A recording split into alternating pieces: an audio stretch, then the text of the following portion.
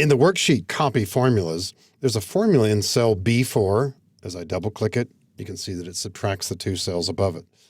We need to use the same kind of formula in cells C4, D4, E4, all the way across into June.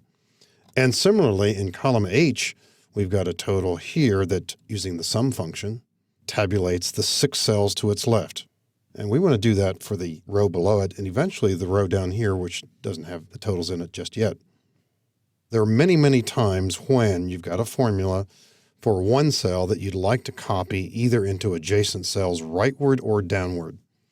And there are any number of ways to do this, but by far the easiest, the most direct way is to refer to the button in the lower right-hand corner of the cell that has the formula that you want to copy. That button, by the way, is called the fill handle.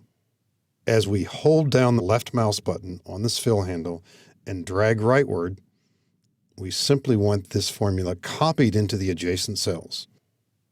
And you can see immediately the answers are correct. Of course, you want to verify this by either looking in the formula bar or double-clicking to make sure that the formula got copied in the way that you would want it to be copied.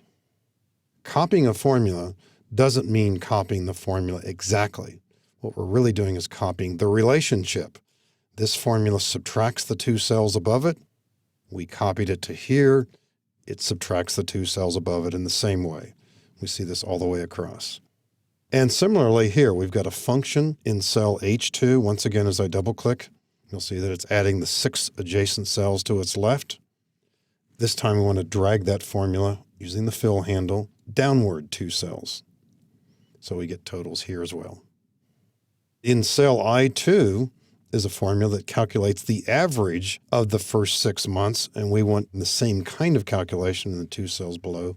So we'll simply drag from the fill handle downward in these 2 cases as well. And that's by far the most common way to copy formulas. And it just seems like almost any time you're writing a formula, you need to copy it into adjacent cells.